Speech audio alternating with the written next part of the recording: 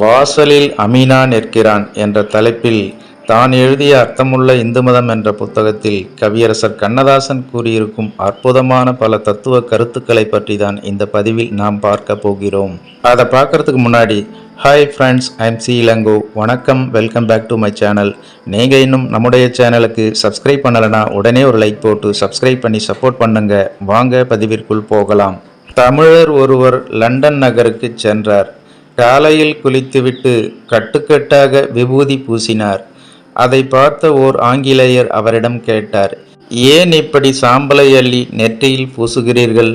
தமிழர் பதில் சொன்னார், இந்த உடம்பு என்றாவது ஒரு நாள் சாம்பலாக போகிறது என்பதை நாங்கள் தினமும் நினைவுபடுத்தி கொள்கிறோம். அதன் மூலம் கெட்ட புத்தி விலகிவிடுகிறது. ஆங்கிலேயர் திகைத்து போனார். அன்று முதல் இந்து மதத்தை பற்றி ஆராய்ச்சி செய்ய தொடங்கினார் அந்த ஆங்கிலேயர். இன்றும் லண்டனில் வாழ்ந்து கொண்டிருக்கும் அந்த தமிழர் எனக்கு சொன்ன செய்தி இது. யாக்கை நிலையாமையை இந்து சமய தத்துவ ஞானிகள் அடிக்கடி கூறி வந்திருப்பது மனிதனை விரக்தியடைய செய்வதற்கு அல்ல, வாழ்க்கையில் ஒரு தைரியத்தை உண்டாக்குவதற்கே. விட்டுவிட போகுதுயிர், விட்டவுடனே உடலை சுட்டுவிட போகின்றார்கள் சுற்றத்தார் என்று பட்டினத்தார் மரணத்தை சுட்டி காட்டியது ஒரு நாள் மரணம் வரப்போகிறது என்பதை உணர்ந்து அதுவரை வாழ்க்கையை நேர்மையாக நடத்துமாறு செய்வதற்கே. இந்த ஞானம் ஒவ்வொரு சராசரி மனிதனுக்கு கூட ஒரு நாள் வருகிறது. ஏதாவது ஒரு நாள் ஒரு சாவு வீட்டுக்கு போகும்போது நாமும் சாகத்தான் போகிறோம் என்ற எண்ணம் வருகிறது. அதையே மயான வைராக்கியம் என்பார்கள். காயமே இது பொய்யடா, காற்றடைத்த பையடா என்று பாடியவர் இறைவன் படைத்த உடலை அவமானப்படுத்துவதற்காக பாடவில்லை. பொய்யான இந்த காயத்தை காப்பாற்ற நீ பொய் சொல்லாதே, நீ திருடாதே, பிறரை ஏமாற்றாதே என்று எச்சரிப்பதற்காக பாடினார்.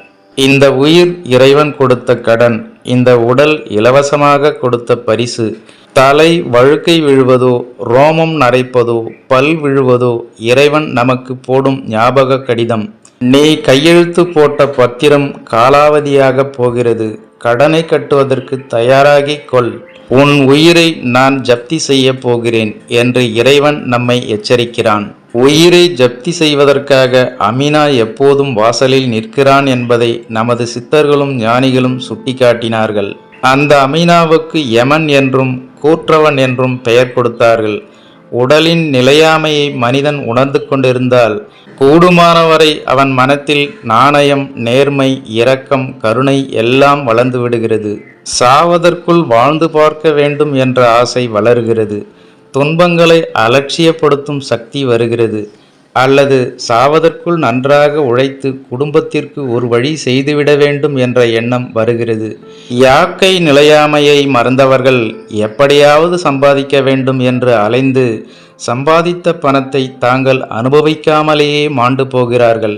மரணத்தின் மகத்தான சக்தியை மரணம் வரும் முன்பே மனிதனை அறிந்து கொள்ள செய்வது இந்து சமயவாதிகளின் நோக்கங்களில் ஒன்றாகும். எதையும் அளவோடும் நியாயமாகவும் பகிர்ந்து அனுபவிக்கும் உணர்ச்சிக்கு இது அடித்தளம். காயம் நிலையாமையை பற்றி பாடிய பட்டினத்தார் வாழ்க்கையில் விரக்தியடைந்த நிலையில்தான் பாடினார் என்றாலும் அந்த சிந்தனை வந்த பிறகுதான் அவருக்கு அமைதி வந்தது என்பதை அவரது வாழ்க்கையிலிருந்து காணுகிறோம். செந்தாமரை போலே திரி என்று அவர் சொன்னது பற்றில்லாமல் வாழச் சொன்னதாகும். அதே நேரத்தில் ஆவியும் காயமும் அழிவதென்றாலும் பாவி என்ற பெயரை படைக்க கூடாது என்று அவர் கூறுவது கவனிக்கத்தக்கது.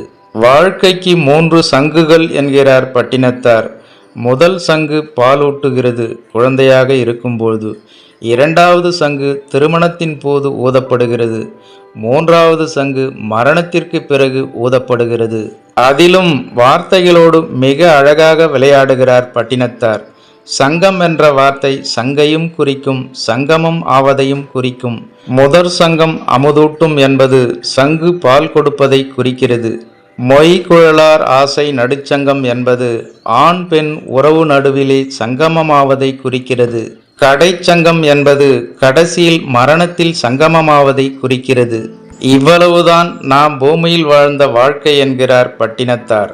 இந்த உடல் நமக்கே சொந்தம் என்று நாம் இருக்கிறோமாம்.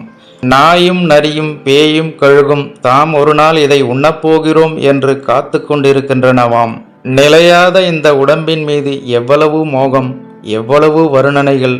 இந்த உடம்பும் அழகும் பொய்யென்று நினைப்பதில் என்ன லாபம் என்று நீங்கள் கேட்கக்கூடும். அளவுக்கு மிஞ்சிய பற்று அடிபட்டு போவது முதல் லாபம். கடற்பாம்பின் கால்கள் போல் ஆசைகள் திசைதோறும் பரவாமல் கிடைத்த வரைக்கும் நிம்மதி என்று வருவது இரண்டாவது லாபம். அதனால்தான் இந்துக்கள் பிற மதத்தவரைப் போல் இறந்தவர் உடலை பெரும்பாலும் புதைப்பதில்லை, எரித்து விடுகிறார்கள். இந்த உடம்புக்கான தவணை முடிந்துவிட்டது, அது சாம்பலாகி விடுவதுதான் நியாயம். அதை புதைத்து வைத்து இன்னும் அது இருப்பது போன்ற பிரமையை உண்டாக்க கூடாது என்று இந்துக்கள் கருதினார்கள். புதைக்கப்பட்ட உடலுக்கு அது புதைக்கப்பட்ட இடம் சொந்தமாகி விடுகிறது. எரிக்கப்பட்ட உடலுக்கு எது சொந்தம்? காதற்ற ஊசியும் வாராது கான் கடைவழிக்கே என்றார்கள்.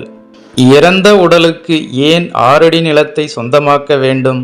அது சாம்பலாகி கரைந்து போவதுதான் முறை என்று நம்பினார்கள்.